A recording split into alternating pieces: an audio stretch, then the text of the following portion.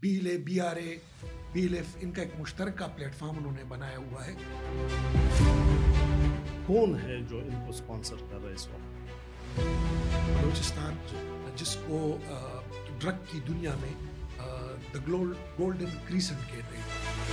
बलूचिस्तान में दहशतगर्दी के पीछे सिक्योरिटी इदारे हैं, इंटेलिजेंस एजेंसियाँ हैं, ऐसा क्यों? मारंग बलोच, कदीर मामा या मामा कदीर, ये लोग कौन हैं, कहाँ से आते हैं? आलमी कुव्वतें हैं, वो यही तो चाहती है। हाँ, ब्लड पश्तून का बलोच का बहरा है, उसको उनको इससे कोई परवाह नहीं, उनको अपने डिजाइन से परवाह है। उनको पाकिस्तान टूटे, हारे, तबाह हो जाए, उन्होंने तो अपने मकासद पूरे कर। उसकी क्या हकीकत है? ये बेगुनाह लोग हैं जो मिसेंगे।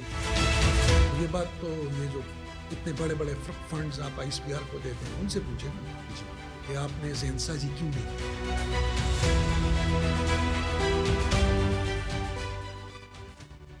बिस्मिल्लाहिर्रहमानिर्रहीम, अस्सलाम वालेकुम। मैं हूं अब्दुल्ला जान साबिर। नाज़रीन, आज हम बात करेंगे बलूचिस्तान पर। बलूचिस्तान में जारी दहशतगर्दी के पीछे कौन से अनासिर मुलव्विस है? आए रोज़ एहतजाजी रैलियाँ क्यों होती है और इन मसाइल का हल क्या होगा? इस मौजू पर बात करने के लिए आज हमने दावत दी है सीनियर सहाफ़ी, मुसन्निफ़ और तज्ज़ियाकार सैयद फ़ख्र काकाहिल साहब को। सर, बहुत शुक्रिया टाइम देने का। शुक्रिया। मेरा पहला सवाल सर कि बलूचिस्तान में जो दहशतगर्दी हो रही है इस वक्त, आप क्या समझते हैं कि इसके पीछे कौन से एलिमेंट्स ऐसे हैं जो एक्टिव हैं? देखिए, मैं 2007 से मुसलसल बलूचिस्तान को कवर करता हूँ और ज़ाहिरी बात है मुख्तलिफ मुकामी, इलाकाई और बैनुल-अक़वामी इदारों के लिए बलूचिस्तान के मुख्तलिफ मौज़ूआत पर, जिसमें अमन व अमान भी एक इशू है, उस पर लिखता रहा हूँ। बलूचिस्तान के जो अमन व अमान का मसला है वो काफ़ी हद तक पाकिस्तान के दीगर जो इलाके हैं जैसे खैबर पख्तूनख्वा, सिंध, कराची, पंजाब, यहाँ पर भी ज़ाहिरी बात है अस्करियत पसंदी पर मबनी रुझानात भी पाए जाते हैं और बड़े बड़े हमले भी किए गए हैं। और इस वक्त भी अगर आप खैबर पख्तूनख्वा को देखें तो जनूबी अज़ला एक लिहाज से मैदान जंग बन चुका है। बलूचिस्तान का इशू थोड़ा सा अलहदा है, उसमें मुख्तलिफ फैक्टर्स हैं। उसमें आपको जो फॉर्मर अफ़गान तालिबान उनकी मौजूदगी थी, उनकी सरगर्मियाँ होती थी, फिर उन्हीं की वजह से TTP का जो अंसर था वो भी उसने बलूचिस्तान के अंदर जन्म लिया। फिर एक बलूच कौम की जानिब से एक इंसर्जेंसी जिसमें BLA, BRA मुख्तलिफ तंजीमें बनी, तो वो मजहबी जंग नहीं है, वो उसको कौमियत की जंग करार दे रहे हैं। फिर एक ग्लोबल मिलिटेंट आउटफिट है दाइश, उसके भी फुटप्रिंट हमें बलूचिस्तान में ही मिलते हैं। तो कुछ मजहबी हैं, कुछ रीजनल हैं, कुछ इंटरनेशनल हैं, तो और हर जो मिलिटेंट मूवमेंट है उसको हमें उसका तज्जिया करने के लिए हमें मुख्तलिफ बैकग्राउंड्स का सहारा लेना पड़ता है। जहाँ तक इस वक्त जो हेडलाइंस बनती हैं वो खुसूसन जो ब्रास है, बलोच राज संगुई, जो एक BLF इनका एक मुश्तरका प्लेटफॉर्म उन्होंने बनाया हुआ है, जिसकी जानिब से यहाँ पर एक तो सेटलर जो बलोच इलाकों में गैर बलोच लोग आबाद हैं उनको निशाना बनाया जाता रहा है, खुसूसन पंजाब के जो शहरी हैं जो वहाँ मजदूरी के लिए जाते हैं, लेकिन जो अक्सरियत है उसका निशाना वो सिक्योरिटी फोर्सेस के ऊपर वो उनको निशाना बनाते हैं। अलबत्ता अगर आप बड़े बड़े सानिहात और वाक़यात देखें, जैसे कि हाई कोर्ट में एक खुदकुश हमला हुआ था जिसमें पूरी उनकी अदलिया की या जो हमारी वकला बरादरी के जो टॉप के क्रीम के जो लोग थे वो उसमें जाबाग हुए, तो वो उसकी जिम्मेदारी दाइश ने कबूल की थी। तो बाकी ये जो इक्का दुक्का वाक़यात हो रहे हैं, अब ये बलोच इंसर्जेंसी की तरफ हम जाते हैं और वो उसका असर भी ज़्यादातर बलोच रीजन्स में ही है। और बलूचिस्तान चूँकि पाकिस्तान का सबसे बड़ा अर्ज़ी लिहाज से सबसे बड़ा सूबा है, गो कि आबादी इतनी नहीं है, लेकिन इस वजह से वो हेडलाइन भी बन जाती है। वैसे जी। सर अगर हम वजूहात की बात करें तो आप क्या समझते हैं कि वजूहात क्या है दहशतगर्दी के? इसके 2 वजूहात हैं, एक जी, इक्तिसादी वजूहात हैं, एक सियासी वजूहात हैं। अच्छा। इक्तिसादी वजूहात ज़ाहिरी बात है गवादर इस हिस्से में आता है, पाकिस्तान के सूबे बलूचिस्तान में आता है और आपको याद रखना चाहिए कि 70s में जब दिसंबर 25 1979 में रशिया दरिया यमन के रास्ते गुजर कर काबुल पहुंचा, तो उस वक्त पूरी दुनिया में ये खबर फैली कि अब इसका अगला निशाना अफगानिस्तान के रास्ते गवादर तक पहुंचना है। और गवादर तक पहुंचने के बाद वो एक लिहाज से समुद्री दुनिया में अपनी बर्तरी को कायम रखना चाहता है, तो स्ट्रेटेजिक पॉइंट ऑफ व्यू से गवादर अहम है। अब हाल ही में 9/11 के बाद जब अमेरिकन अफगानिस्तान में ही थे, तो CPEC China Pakistan economic corridor, ज़ाहिरी बात है चाइना एक इमर्जिंग पावर है। रूस की शिकस्त के बाद और अमरीकी आमद के बाद अब चीन और अमेरिका इस दुनिया के इस स्टेडियम में आमने सामने हैं। ये 2 बड़ी टीमें हैं। रूस भी अपनी हद तक वो गेम खेल रहा है, लेकिन चीन उस जगह तक रसाई हासिल करना चाहता है जो उसका इकोनॉमिक शहरग उसको आप कह सकते हैं। दूसरी जानिब जो वेस्टर्न कंट्रीज़ हैं, उनको ये डर है कि रूस की तरह अगर चीन पहुँच गया, तो हमारे लिए इक्तिसादी तौर पर मूवमेंट करना ये मुश्किल हो जाएगा। तो एक तो ये वजह है। फिर वहाँ वसाइल हैं, ज़ाहिरी बात है उसमें भी जो आलमी ताकतें हैं वो काफ़ी इंटरेस्ट ले रही हैं। रेकोडेक के मामले में हमने देख लिया, क्योंकि मसला ये आ रहा है कि चीन में जो वसाइल हैं वो काफ़ी है, लेकिन हमारे पास वो टेक्नोलॉजी नहीं है। और ना ही हमारे पास वो कैपेसिटी है कि हम उन वसाइल को एक्सप्लॉइट करें।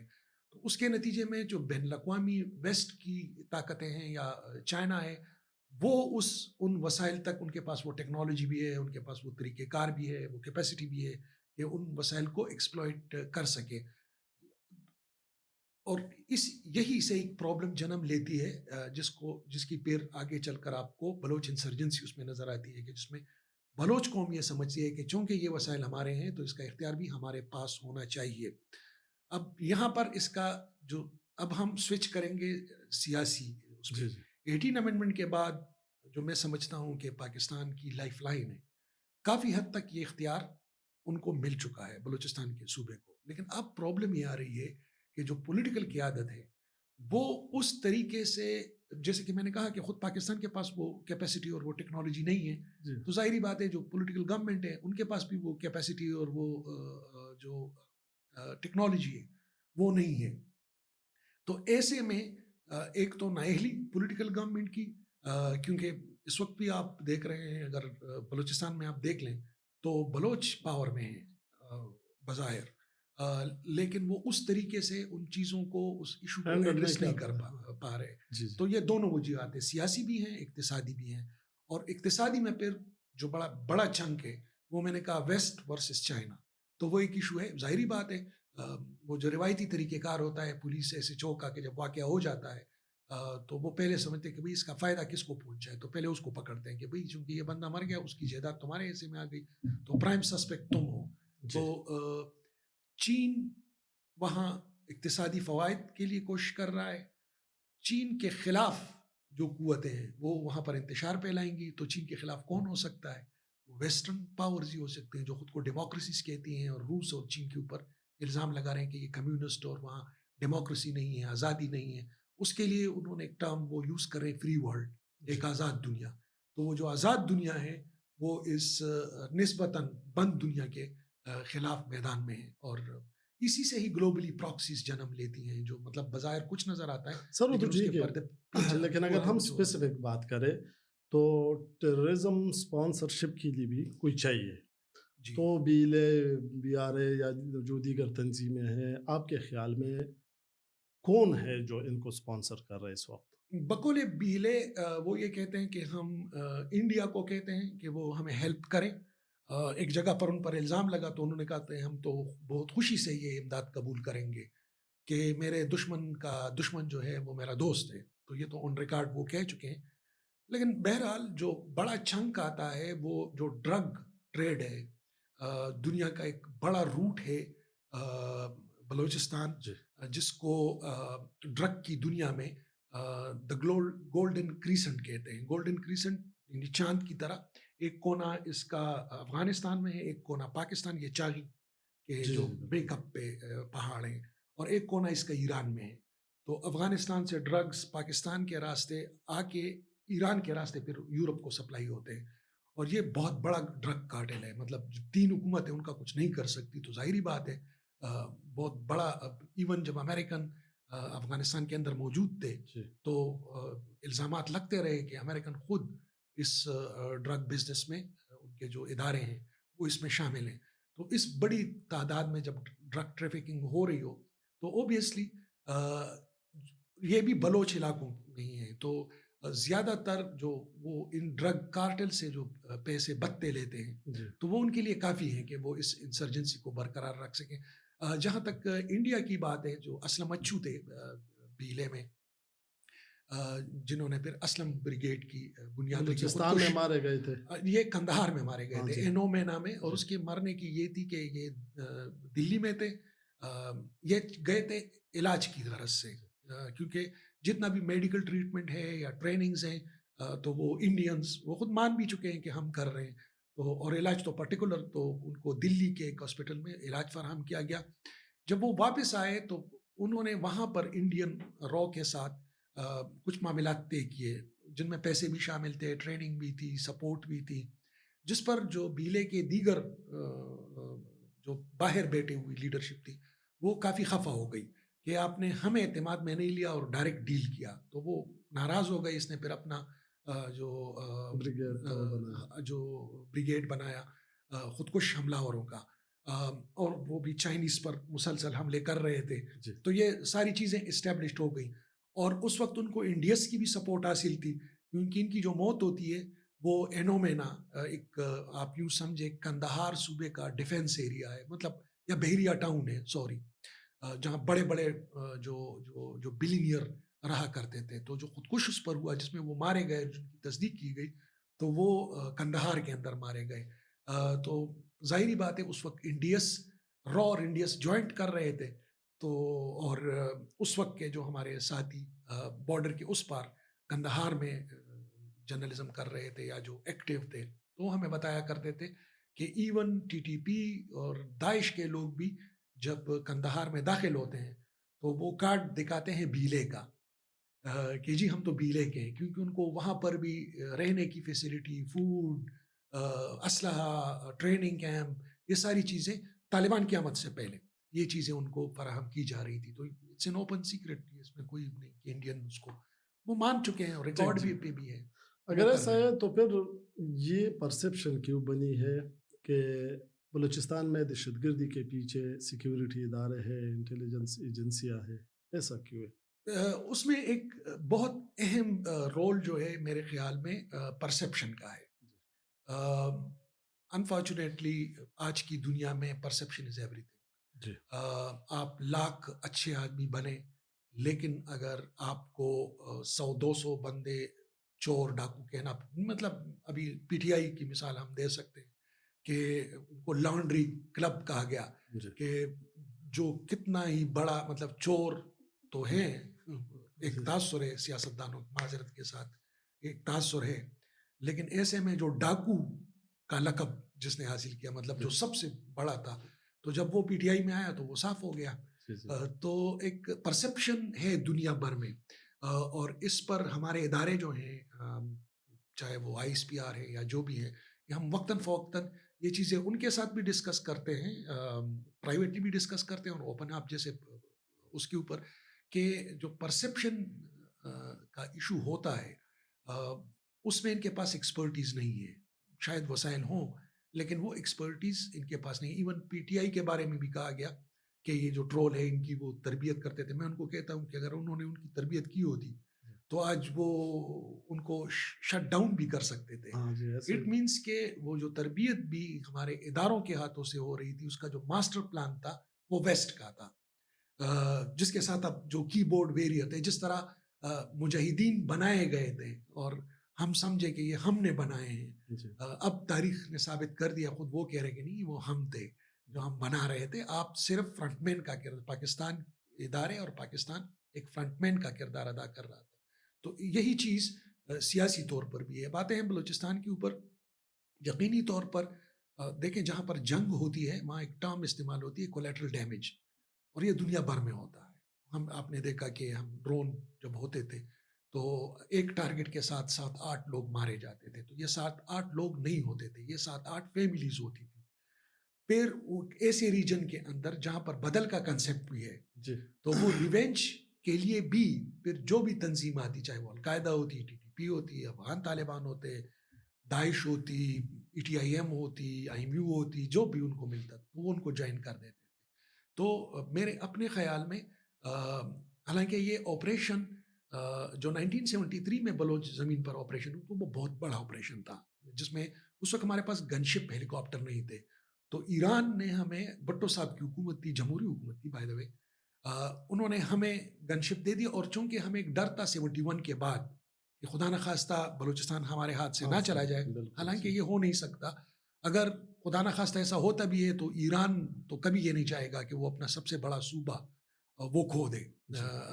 تو کیونکہ بلوچستان سیستان ایران میں بھی ہے اور ان کے ساتھ لگا ہوا ہے، تو آٹومیٹکلی ایران بھی یہ سوچ رہا تھا کہ اگر پاکستانی بلوچستان میں گڑبڑ ہوتی ہے تو ہمارے لیے وہاں پر بھی ہوگا، وہاں پر بھی ہوگا. تو انہوں نے ہمیں 20 گن شپ ہیلی کاپٹر دیے اور وہ بھرپور طریقے سے استعمال کیے گئے، جس کے نتیجے میں بہت ساری جو بلوچ لیڈرشپ تھی وہ افغانستان میں پناہ لینے پر مجبور ہوئی. اس کے بعد مکمل خاموشی ہمیں نظر آتی ہے، کام ہوتے ہیں. بلوچ خود یہ جو بگٹی صاحب ہے، نواب بگٹی صاحب، وہ کبھی گورنر، کبھی وزیر اعلیٰ، یہ سارے جو بلوچ تھے، یہ جو ان کی جو سردار ہیں وہ حکومتوں میں بیٹھ گئی، بات ختم ہو گئی. اصل میں مسئلہ پھر جنرل مشرف صاحب کے دور میں پیش آیا، اور وہ بھی آپ یوں سمجھیے کہ لال مسجد آپریشن کی طرح ایک پراسرار قسم کا واقعہ ہے کہ جب معاملات حل ہونے کے قریب پہنچ گئے تھے اس آپریشن کا فیصلہ کیا گیا. حالانکہ 80+ ایج تھی نواب صاحب کی، ایسے میں ان کا مارنا ایکچولی وہ بھی میرے خیال میں ان طاقتوں کے لیے کام کیا گیا تھا جو بلوچستان کے اندر انتشار چاہتے تھے. اور ایک ایسا شخص جو ہمیشہ اسٹیبلشمنٹ کا وفادار رہا، نواب اکبر بگٹی صاحب، اس کا مارنا، اس کے نتیجے میں پھر ایک رد عمل کے طور پر پورے بلوچستان میں آگ بھڑکنا جو آج تک جاری ہے. اور ابھی اگر آپ ان کے جو اجتماعات ہیں اس میں اگر دیکھیں تو اس میں زیادہ تر تعداد 18 برس کی ہے، 20-21 برس کی ہے. مطلب ان کو تو یاد بھی نہیں ہوگا کہ بگٹی صاحب کیسے تھے. حقیقت تو یہ ہے کہ بگٹی صاحب نے ہمیشہ اسٹیبلشمنٹ کے لیے کام کیا، اسٹیبلشمنٹ کو سراہا، اسٹیبلشمنٹ نے بھی اس کا پے بیک کیا. آخری وقت میں جب یہ واقعہ ہوا سوئی کے مقام پر، جو ایک خاتون کے ساتھ واقعہ ہوا، اس پر پھر وہ بھڑک اٹھے اور انہوں نے بھی جو رد عمل تھا یہ پرویز مشرف کا، میرے خیال میں وہ بھی ویسٹرن انفلوئنس کے نیچے تھا، تاکہ مستقبل میں ایسے لوگ آ جائیں جو تشدد کی طرف جائیں اور یہاں جو گرینڈ ڈیزائن ہے اس کے اوپر وہ کام کریں. ورنہ میں سمجھتا ہوں کہ جو 70s میں تھا وہ بہت بڑی کاروائی تھی. میں نے کہا کہ اس میں گن شپ ہیلی کاپٹر استعمال ہوئے، اب بھی ظاہری بات ہے جب کوہلو میں اور یہاں وہاں یہ ہوتے ہیں، لیکن وہ میجر آپریشن تھا 1970s کا.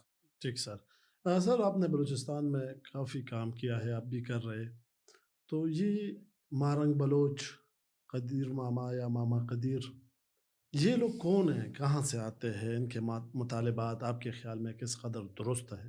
دیکھیں، جب آپ کسی بھی قوم کو پارلیمنٹ سے باہر کر دیں گے، میرا اپنا یہ ماننا ہے، یہی کام ادھر بھی ہوا ہے.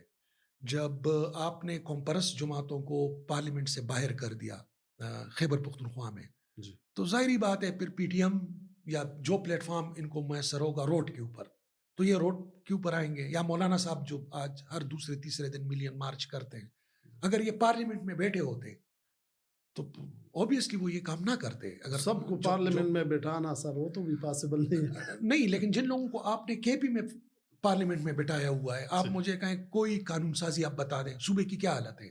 آپ آدھا صوبہ آلموسٹ آپ کی ریٹ ختم ہو چکی ہے. اس پر کیا آپ کی اسمبلی میں بات ہوتی ہے؟ نہیں، کیونکہ وہ لوگ جو یہ باتیں کرتے تھے، بشمول پی ٹی آئی کے بھی کچھ لوگ تھے، ان کو باقاعدہ ایک سسٹم کے تحت آپ نے الیکشن سے باہر کر دیا.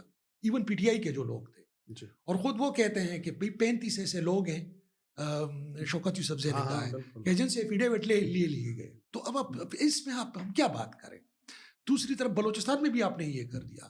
جتنے بھی بی این پی کے ساتھی تھے, جو لیڈرشپ تھی, جو میری نظر میں انہوں نے کافی حد تک اس بلوچ انسرجنسی پر قابو پا لیا تھا, کیونکہ وہ مین اسٹریمنگ کی طرف آ رہے تھے. آپ نے فوراً اس کو اٹھا کے پارلیمنٹ سے باہر کر دیا. تو جب وہ پارلیمنٹ سے باہر ہو گئے تو وہ کہاں جائیں گے؟ وہ روڈ کی طرف جائیں گے. اب روڈ کے اوپر جب جائیں گے تو آپ کے جو ویسٹڈ انٹرسٹس والی قوتیں ہیں ان کو آپ نے خوراک فراہم کر دی کہ جی اب آپ ان کو جس راستے پر ڈالیں یہ جائیں گے. مجھے خود جو بلوچ ساتھی ہیں وہ یہ پریشان ہیں, جو پارلیمنٹ پہ, وفاق پہ یقین رکھتے ہیں, اور ان کا یہ ماننا ہے کہ پاکستان کی ہر قوم کا مسئلہ وہ پارلیمنٹ کے راستے حل ہونا چاہیے. وہ مجھے یہ بتاتے ہیں کہ جب سے مہارنگ آئی ہے اور جب ان کے دھرنے یا اجتماعات ہوتے ہیں تو ایک کافی تعداد کے جو یوتھ ہے وہ پھر واپس یونیورسٹی نہیں جاتے. مطلب یونیورسٹی سے آ کر دھرنے میں شریک ہو جاتے ہیں لیکن ان پہ اثر ہو اگلے دن جاتا وہ ہے کلاس میں نہیں ہوتے, وہ پہاڑوں پر ہوتے ہیں. اچھا. تو اب بیلے یا اس ٹائپ کی جتنی بھی تنظیمیں ہیں جو مرکز گریز تنظیمیں ہیں یا جو یہ سمجھتی ہیں کہ وائلنس سے, اسلحے سے, بم بارود سے وہ اپنا حق لے لیں گے, یہ صحیح ہے غلط ہے یہ ان کے اوپر ہے. لیکن میرے اپنے خیال میں کہ اس ریجن کے اندر بشمول خیبر پختونخوا اور بلوچستان ماضی میں بھی وائلنس پر مبنی کوششیں کی گئی, اس کا نتیجہ نہیں نکلا. یہ جو آج کمپرس جماعت ہے, پیپلز پارٹی سمیت جو ANP یا باقی جو جماعتیں ہیں جو یہ کہہ رہی ہیں کہ ہم نے 18 امینڈمنٹ ہم لائے ہیں, تو وہ 18 امینڈمنٹ تو آپ نے دھرنوں سے اور فائرنگ سے اور خودکش حملوں سے نہیں لیا. جی اگر آپ کو صوبے کا نام مل گیا پختونخوا کا تو وہ تو آپ نے اس سے فائرنگ سے یا فوج کے خلاف جنگ کرنے سے, اعلان جنگ کرنے سے تو نہیں جیتا. جو آپ کو یہ یونیورسٹیاں آپ نے بنانی شروع کر دی اور چیزیں بڑھ رہی تھیں, پھر ایک دم ایک سیٹ اپ آتا ہے جو کہتا ہے کہ یار یہ 18 امینڈمنٹ تو شیخ مجیب کے 6 نکات سے زیادہ خطرناک ہے. میرے خیال میں وہاں سے مسائل بگڑنے شروع ہو گئے. ویسے سر یہ آپ کی بات تو درست ہے, لیکن جو ریلیاں ہوتی ہے یا مہارنگ بلوچ کی ہم نے بات کی یا دیگر کی, تو ان میں بلوچ قوم کا کیا فائدہ ہے ان احتجاجی ریلیوں میں؟ ان کو کوئی فائدہ پہنچتا ہے کہ نہیں؟ تاریخ کو اگر ہم دیکھیں میرے خیال میں بلوچ قوم کے علاوہ سب کا فائدہ ہے. کیونکہ دیکھیں جب آپ وائلنس کی طرف جائیں گے اور آپ اکسائیں گے تو دوسری طرف سے بھی وائلنس آئے گا. یا تو یہ ہے کہ آپ کے پاس ایک ریاست ہے آپ کی پشت پر, ان کے ٹینکس ہیں, جیٹ جہاز ہیں, وہ ساری چیزیں ہیں, پھر تو ایک جنگ جیسی کیفیت ہے نا. لیکن آپ ایک طرف کہتے ہو کہ میں پرامن ہوں, دوسری طرف آپ ہر وہ کام کر رہے ہو کہ مخالف آپ کو وائلنس سے ٹریٹ کرے. ٹھیک, بات بھی آپ نہیں کرتے. مطلب جو بات کرتے ہیں وہ یہ ہے کہ بس میں نہیں مانتا یا میں نہیں مانتی ہر جگہ. اچھا آپ نہیں مانتی تو کیا کریں؟ جنگ کریں. نہیں, جنگ بھی میں نے نہیں کرنی. اچھا تو پھر آپ نے کرنا کیا ہے؟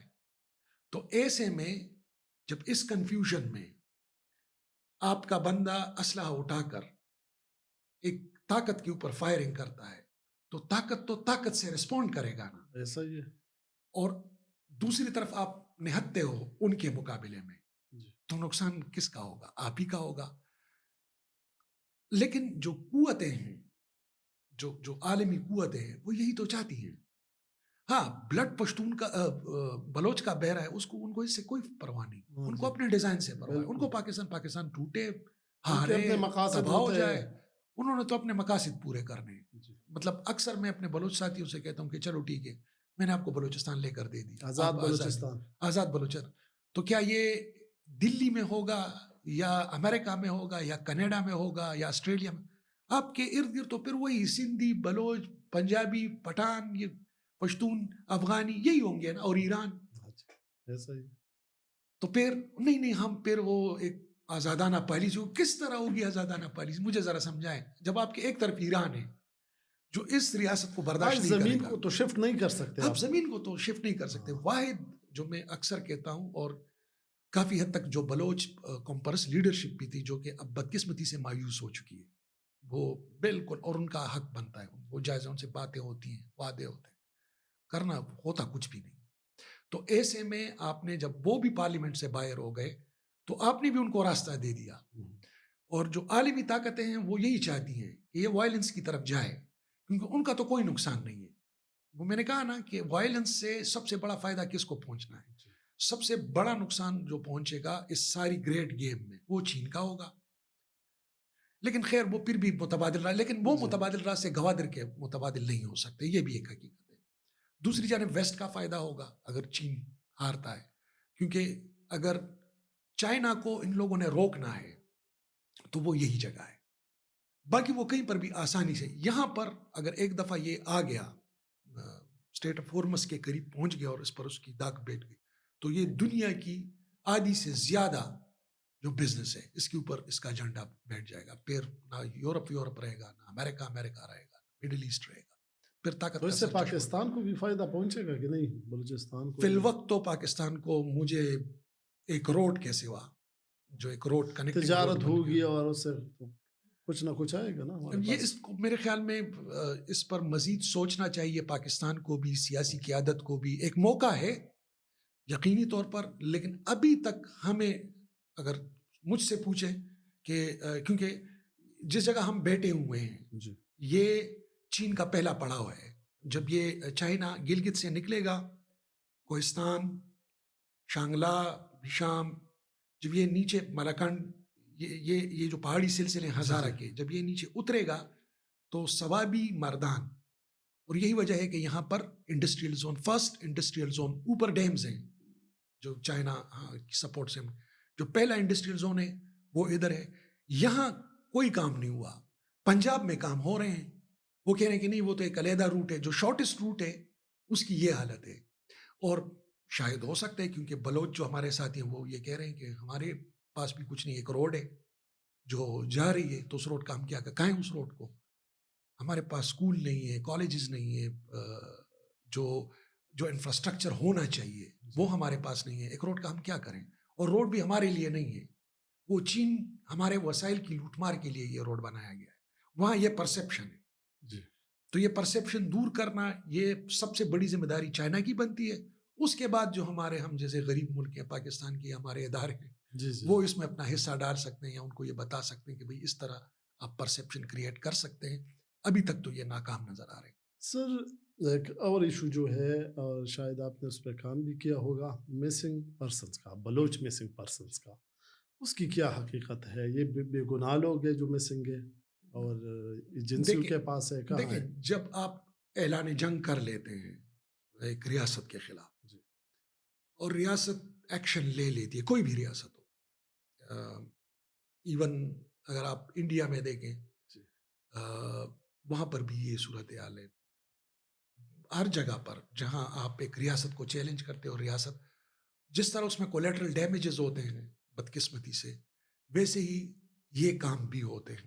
شاید بلوچستان میں یہ زیادہ ہو، لیکن ایک پرابلم آ رہی ہے جو مجھے بلوچ کے جو اپنے ساتھی ہیں وہ یہ بتا رہے ہیں کہ پرابلم یہ آ جاتی ہے کہ جب ہم ان کے لیے آواز اٹھاتے ہیں جاتے ہیں، آگے سے ہمیں ویڈیوز دکھائی جاتی ہیں، یہ دیکھو یہ ٹریننگ اس نے لے لی، یہ اس کیس میں ملوث تھا، اس نے اس کو پناہ دی تھی، اس نے اس کو پیسے دیے تھے، اس نے جاسوسی کی تھی، اس نے یہ ریکی کی تھی، اس نے یہ چیزیں ذہن سازی کی تھی۔ تو یہ چیزیں، تو وہ کہتے ہیں کہ اس سے جو بلوچ مسنگ پرسن کے کیسز ہیں وہ کمزور ہو جاتے ہیں۔ مطلب ایک آپ پارلیمنٹ کے راستے، آپ ظاہری بات ہے پارلیمنٹ میں تو آپ جب بات کریں گے کانسٹیٹیوشن کے نیچے بات کریں گے، معاملات کو سمجھتے ہوئے بات کریں گے، جب آپ روڈ پر آئیں گے تو آپ جذباتی نعرے ماریں گے، ان جذباتی نعروں سے ظاہری بات ہے کچے دماغ ہیں وہ متاثر ہوں گے، اس کے نتیجے میں یہ بندوق اٹھائیں گے، اس کے نتیجے میں ریاست پر یہ حملہ آور ہوں گے، اس کے نتیجے میں ریاست رسپونڈ کرے گی۔ اچھا جب ریاست رسپونڈ کریں گی یہی حالت ہوگی، اس کے نتیجے میں جو مخالف فریق ہے، بیل ہے یا جو بھی ہے، وہ اور آگے جائے گا، وہ پھر تو it's a continuous chain of action and reaction. اور وائلنس کے سائیکل کے لیے یہ ضروری ہے. تو جو طاقتیں اس خطے کے اندر وائلنس چاہتی ہیں وہ یہی چاہتے ہیں کہ جو ڈسکنیکٹ ہے اس ایکشن ریئیکشن کا وہ کبھی مطلب وہ بٹن کبھی نہ دبے کہ یہاں ہم اب اس کو ڈسکنیکٹ کرتے ہیں کہ ایکشنز سٹاپ کر کے اس کا جو ریئیکشن آئے گا وہ سٹاپ ہو جائے گا, اس کے نتیجے میں جو ایکشن لیا جائے گا وہ سٹاپ ہو جائے گا دونوں اطراف سے. تو میرے خیال میں یہ اس حوالے سے کمپلیکیٹڈ ہے کہ اس کے وائلنس چین نہیں ٹوٹ رہا دونوں جانب سے. تو اس میں ایک طرف سے بھی نقصانات ہو رہے ہیں, دوسری طرف سے بھی نقصانات ہو رہے ہیں. لیکن ہمیں یہ بات ذہن نشین کرنی چاہیے کہ بلوچستان میں ایک مسلح گروہ نے ہتھیار اٹھایا ہے ریاست کے خلاف, ریاست نے ہتھیار اٹھایا ہے ان گروہوں کے خلاف, اور ان گروہ کو جو اون کرتے ہیں وہ آپ سب کو معلوم ہے. تو پھر اس میں اچنبے کی تو میرے خیال میں کوئی بات نہیں ہونی چاہیے. ٹھیک سر اکثر سیکیورٹی اداروں کے بعض دوست ملتے ہیں تو یہ گلا کرتے ہیں ہم سے کہ ٹھیک ہے ایک بندہ میسنگ ہوا اس کے لیے تو احتجاج ہوتا ہے, لیکن یہ جو ہم سیکیورٹی والے ہیں ہم بھی بلوچستان کے ہیں, ہم بھی شہید ہو رہے ہیں, ہمارے لیے نہ کوئی آواز اٹھاتا ہے نہ کوئی ہمدردی ہوتی ہے, ایسا کیوں ہے؟ تو یہ بات تو یہ جو اتنے بڑے بڑے فنڈز آپ آئی ایس پی آر کو دیتے ہیں ان سے پوچھیں نا جی کہ آپ نے ذہن سازی کیوں نہیں کی. پی ٹی آئی کے لیے آپ کے جرنیلوں نے کام کیے لیکن ہمارے اپنے جوانوں کے لیے کیوں نہیں کیے. یہ جو آپ کے وزیر اعلیٰ سرفراز بگٹی صاحب وہ اس کو آن نہیں کرتا. آپ کا جو موجودہ جو خیبر پختونخوا کا صرف بلوچستان میں تو ہمارے فورسز کے جوان شہید نہیں ہو رہے, بالکل یہاں پر وہی حالت ہے. آپ نے کبھی جنازے میں اس کو دیکھا ہے؟ وہ تو الٹا اسٹیج پر کہہ رہے کہ گولی چلاؤ گے میں گولی سے جواب دوں گا. اچھا تو آپ جب کیکر کا پودا بوئیں گے, میں نے کہا نا کہ آپ ریاست ہو, آپ کے پاس اسٹیٹ کے عام ہیں, آپ کے پاس پی ٹی وی ہے, پی آئی ڈی ہے, ریڈیو پاکستان ہے, آئی ایس پی آر ہے, تو ان کے کان کھینچیں کہ بھئی اتنا بڑے ہیوج فنڈز اربوں روپے کے فنڈز یہ کار ہیں, ان کو بیٹھائیں کہ بھئی کیوں ورک آؤٹ نہیں کر رہا آپ کا یہ, یا بندے بدلو, یا یہ چیز ہی جس طرح ایلن مسک نے کہا ہے, یا بالکل سارے چیز ہی شٹ ڈاؤن کر لو. یہ کس لیے بیٹھے ہوئے؟ یہ بڑا سوال ہے. ویسے جو جوان ہمارے شہید ہو رہے ہیں کہ بھئی ہم کس کاتے میں, جس قوم کے لیے ہم اپنی جانوں کا نذرانہ پیش کر رہے ہیں وہ ہمیں گالیاں بھی دے رہی ہیں. تو یہ جو پرسیپشن جہاں سے ہم شروع ہوئے تھے, پرسیپشن کا کام, یہ جو ریاستی ادارے ہیں جن کے میں نے صرف فوجی نہیں جو سویلین ادارے ہیں ان کا بھی کا, اور سب سے اہم بات جو آپ کی سویلین لیڈرشپ ہے بلوچستان میں بھی سرفراز بگٹی, ادھر علی امین گنڈا پور, اس کو بیٹھاؤ نا بھی تم کس کاتے میں, صرف ٹیکے کھانے کے لیے ہو یا صرف اسلام آباد پر چڑھائی کے لیے بیٹھے ہو. سب سے اہم جو حالیہ ڈیولپمنٹ ہوئے نومبر میں, جس میں آپ کی پروونشل گورنمنٹ اس وقت جب آپ کے صدرن ڈسٹرکٹ آپ کے ہاتھ سے جا چکے ہیں, آپ پولیس اہلکاروں, ان کی گاڑیوں, لاؤ لشکر سمیت ایک شخص کی رہائی کے لیے آپ نے اسلام آباد کے اوپر چڑھائی کی اور کہا کہ سیکیورٹی فورسز نے یا حکومت نے سینکڑوں بندے مار دیے. اس وقت حقیقتاً 100 سے زیادہ بندے آپ کے اپنے قرم میں مارے جا رہے تھے. تو اب یہ کون کہے گا اس پر بات نہیں ہو. اچھا اگلے دن اس پر بات نہیں ہو رہی تھی, یہ ہو رہی تھی کہ جی علی امین کا جلسہ ناکام ہو گیا, یہ ہو گیا. بھئی ان سے پوچھو کہ ٹھیک ہے تم نے تو جلسہ کر لیا ہے, تمہیں ہم نے, کیونکہ یہی ایجنسیز ہی علی امین کو لے کر آئی ہے نا, اب تو اس میں کوئی شک, اب تو خود بھی کہہ ووٹ کے ذریعے آئی ہے سر. وہ تو نہیں, ووٹ کس طرح بنا گیا, وہ تو جو مخالفین ہیں وہ کہیں آئے آ کے بایو میٹرک کریں, ہاں تو وہ تو نہیں کر رہے ہیں نا. اور سب سے بڑے دیکھیں صوبے کے ساتھ جو اب تو خود علی امین کہہ رہا ہے کہ 10 سال میں صوبہ تباہ ہو گیا, کسی نے کچھ کام نہیں کیا. تو وہ 10 سال تو وہی نہیں کیے تھے نا, اسی پی ٹی آئی کے تھے, اور ان کی پشت پر ریاست پاکستان بھرپور طریقے سے کھڑی تھی. تو اس ریاست پاکستان کی بھرپور طریقے سے کھڑے ہونے کی موجودگی میں اس صوبے کو برباد کیا گیا. تو میں کیا سمجھوں کہ آپ ہی ان کی پشت پر ہیں, آپ آج بھی ان کی پشت پر ہیں, صرف اس وجہ سے کہ ہم دنیا کو یہ بتا سکیں کہ جی بس وہاں دھاندلی نہیں ہوئی تھی تو یہ تھی, اسی طرح پنجاب میں بھی دھاندلی نہیں ہوئی, وہاں اگر ہم نے کچھ کرنا ہوتا تو ہم پورے ملک میں کرتے. تو اس صوبے کو خیرات کی شکل میں ان کے حوالے کیا گیا. آپ کسی بھی لیڈرشپ سے, مولانا صاحب ان کے ساتھ بیٹھے ہوئے ہیں نا, تو وہ جو کہہ رہے ہیں کہ صوبے میں خیبر پختونخوا میں دھاندلی ہوئی ہے, وہ اسی پی ٹی آئی کے ساتھ میں، بلکہ ان کے روح رواں ہیں آج کل. تو ہم کس کی بات مانیں؟ مطلب پرسیپشن ضروری ہے، پرسیپشن بنانا، بات وہاں سے شروع ہوئی تھی. بالکل پرسیپشن، اور اس میں بہت اہم کردار ہے پرسیپشن کا. اب پرسیپشن کس طرح بنایا جائے یہ ایک علیحدہ ڈیبیٹ ہے. جی لیکن پاکستان کے پاس وسائل ہیں، اگر نہیں ہیں تو جن کا کام ہے، میں نے اشارہ دے دیا، چین. نقصان، سب سے زیادہ نقصان بھی چین کا ہوگا اور سب سے زیادہ فائدہ بھی چین کا ہے فی الوقت. پاکستان کا کتنا ہوگا یہ مجھے نظر ابھی تک نہیں آ جائے گا. ڈیفینیٹلی میں آپ کو بتا دوں گا کہ جی ہاں یار یہ ہمیں فائدہ. سر آخری سوال، آپ کیا سمجھتے ہیں کہ بلوچستان پورے پاکستان کے لیے کتنا اہم حصہ ہے، کتنا اہم صوبہ ہے؟ دیکھیں وجود، آپ مجھے ایک چھوٹی سی انگلی بھی مجھ سے کاٹ لینا تو پورے وجود کا نقصان ہے. یہ نہیں ہے کہ وہاں وسائل زیادہ ہیں یا ملک چلتے ہیں. یہ ڈنمارک میں کیا اس سے بلوچستان سے زیادہ وسائل ہیں لیکن سب سے زیادہ خوشحال ہے. یہ بات نہیں ہے کہ ہم کہتے ہیں کہ جی ہمارے پاس وسائل ہیں، ہمارے پاس نہیں. ملکوں کی سیاست، ویژن، لیڈرشپ ملکوں کو ترقی کی راہ پر ڈالتی ہے. وسائل ہاں یہ الگ بات ہے کہ اللہ تعالیٰ نے ہمیں وسائل زیادہ دیے، لیکن زیادہ وسائل ہمارے لیے عذاب بن چکے ہیں کیونکہ ہماری جو لیڈرشپ نہیں ہے، جو ویژنری لیڈرشپ ہوتی ہے. اور وہ کہاں سے آتی؟ وہ ہمارے پاس آتی یونیورسٹیز سے، کالجز سے. وہاں اپنے یونینز پر پابندیاں لگا لی ہیں. تو آپ نے لے پالک یا جس کو گود لیے ہوئے بچے اسٹیبلشمنٹ کی نرسری سے ان کو بڑھائے، آج وہ پرانے ہو چکے ہیں، وہ اسٹیبلشمنٹ کو جان چکے ہیں، اسٹیبلشمنٹ ان کو جان چکی ہے. اب کہہ رہی ہیں فریش لیڈرشپ آنی چاہیے. فریش لیڈرشپ کہاں سے آئے گی؟ تم بناؤ گے. جو بنایا تھا اس کا حال تو دیکھ لیا نا.